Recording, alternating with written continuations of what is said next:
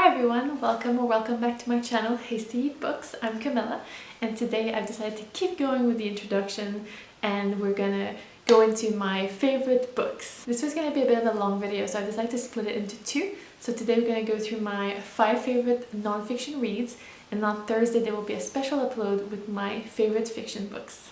Let's dive right in. The first book I wanted to talk about today is Running Like a Girl by Alexandra Hemingsley. To say that this book has changed my life would be a bit dramatic, but let's go there. It was recommended to me actually by multiple people, multiple times when I was starting my own running journey. And so I picked it up and it was amazing. I actually completely love this read. You follow Alexandra Hemingsley as she decides to take up running from scratch, and kind of follow her journey to a full marathon and to keep going with running on the, in her routine in her daily life.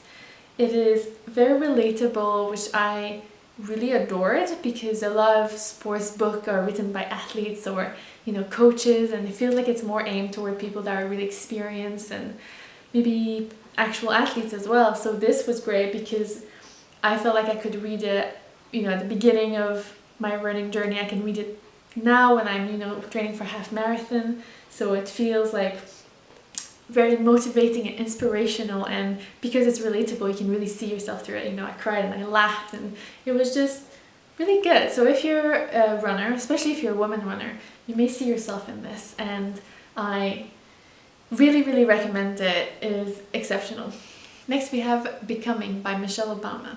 So I really wanted to include this autobiography because it's one that I really enjoy. It's always difficult by biographies because it feels like you're reading someone's life, but I already find Michelle Obama fascinating and kind of wonderful in the way that she's contributed to her community and the country and the world. So it was really great to listen to her audiobook, which she narrated, so it felt like it was her voice coming through even more because she was reading it. It was really great to kind of see where she came from, her childhood and when she went to school, and her different experiences through life and her path and her relationships and her becoming a mother. And obviously there's a part of her living in the White House and trying to contribute to the US as the First Lady, and her trying to kind of keep working out through it all. And it's just, it felt very relatable in that way of a woman trying to do so much. And I guess I'm at the age as well where it kind of becomes this juggling act of so many things. Yeah, I really recommend it. Even taking politics out of it,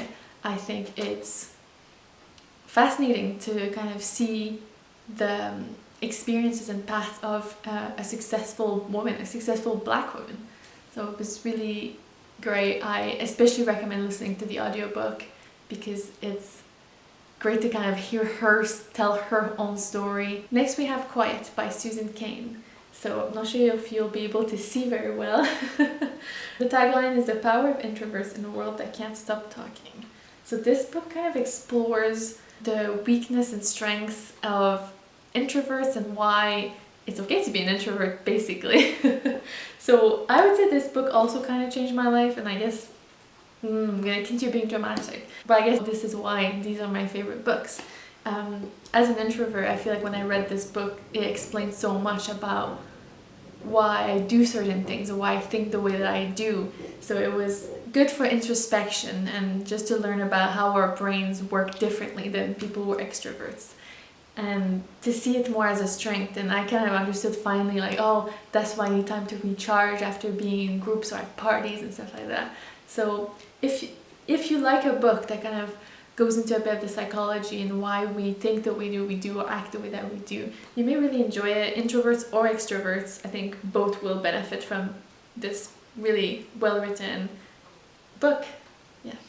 Next we have Findings by Kathleen Jamie. So this is a kind of nature travel writing based in Scotland. I picked this up a couple of years ago in a local book sale, and I kind of thought, oh yeah, I need to read it at some point, and I read it only a few months ago, back in 2020 when we were in lockdown, and I think it was the perfect time to read this because over the last year I feel like, because I'm a city girl, but I've really loved living more rurally and being able to go for walks and being more in nature and immerse myself in that, and see the change of the seasons and the plants and see the birds. And this book is basically those eyes into nature. It's a very wonderful look into Scottish nature. And it has a bit of everything, so it's a series of essays. You know, there's one about more bird life and one more about wind vanes and stuff like that, so it's really good. I think she's a queen of nature writing. I'm actually in the middle of reading her second book at the moment.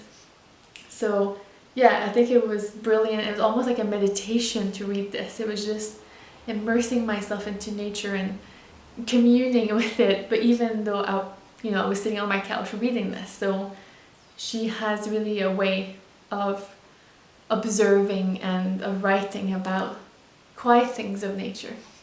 I really recommend it, especially if you may be looking into maybe something that's Scottish based, so you'll enjoy this one. Last but not least, we have A Room of One's Own by Virginia Woolf.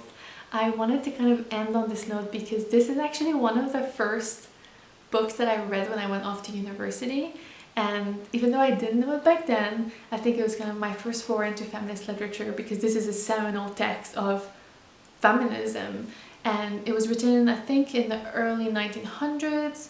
It was actually adapted from a series of talks that she gave to the women colleges at Cambridge. I think it's in the 20s or 30s, I don't remember. The essay explores what it takes for women to be able to carve their own place in the world. So especially as women writers, you know, you need to have a room of your own, which is the title, to, you know, that space, physical and metaphorical, where you can go and try to pursue your own dreams. And then obviously the money, which is the other aspect of this essay, which comes in. I think both of these are just so relatable even now, like 100 years later. It's still very much, you know, true facts, and I feel like that's why it's such a big feminist text even now. And while I was preparing for this video, I really think like, oh, I really need to, you know, give it another read because it's been so long. I don't have my copy, it's back in Canada, but I'm sure I can find a copy here. And yeah, it's really, really good text. I think especially if you're studying English literature or are interested in kind of feminist theory, this is a text that you really must read. Alright, so these are my 5 favorite non-fiction reads. If you've read any of them and you like them more or dislike them, that's totally fine.